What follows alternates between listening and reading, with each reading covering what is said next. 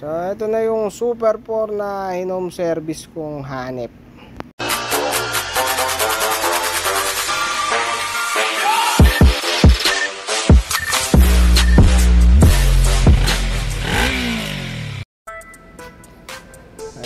Ito yung carburetor na luma niya. Ito yung sira eh.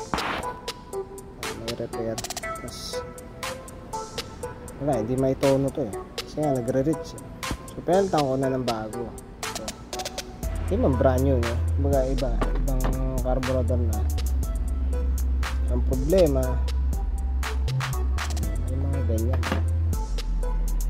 Ayan, makalawang yung tank. Kaya pala nahirapan din ako kay tono kasi nagre-reach. Ayan, nagde-dextrose ko ulit bago ko sa itono. Antik. Tapos ano yung hindi nagde-drain? Ito yata hindi nagde-drain. Lilinisin ko ulit kasi may kalawang. Yun na nga no. Nagli-leak test ako ng putik. Yung isa nahihirapan sumara.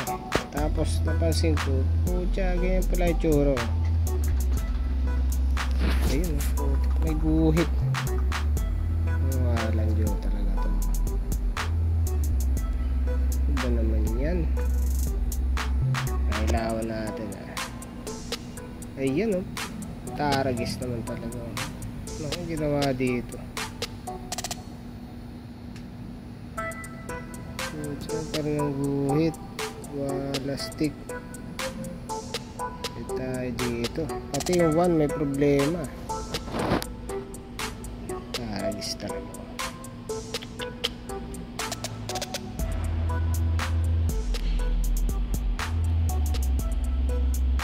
Anong gagawin natin dito? Wala akong number 1. Kaya palang hirap ito, no? Wala yun. Ano ba naman ito? Pang underbone eh. Kasi dyan ay inugot ko na ulit. Ulo, matagal na. Ito nakita ko, pucha. Ito mga original to eh. Galing sa akin ito. Oo. Pero kita mo, hindi siya lumilitaw sa ganun din, no? Pucha, ang laki oh. So tingin ko nagawa ng paraan. Ang laki ng pinalit, kaya pala lulunod eh.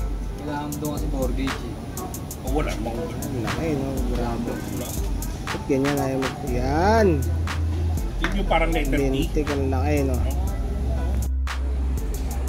Ito na, issues na naman. Issues!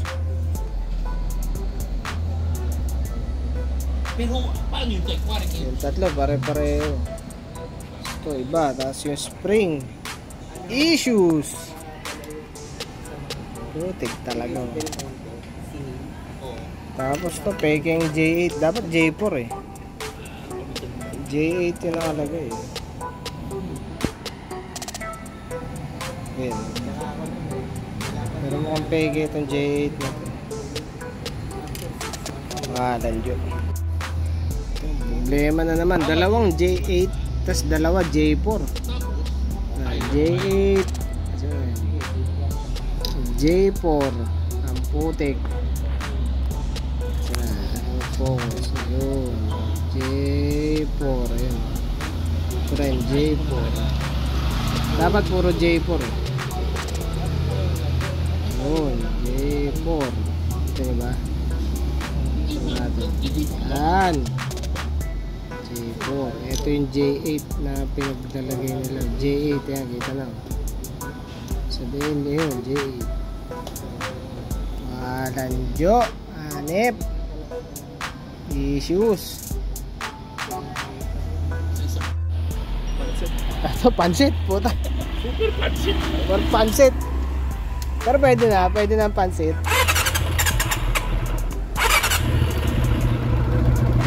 Baba na yung minot.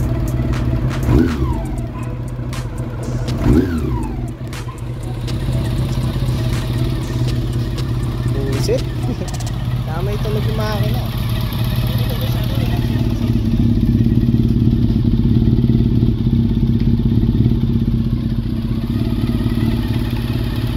Palitan yung mga spring tsaka yung slider na isa.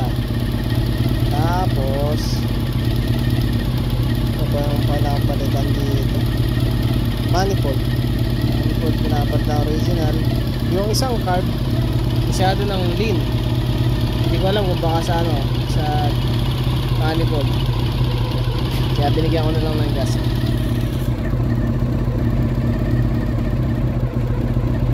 Nahihirapan siya sa ganito kababa.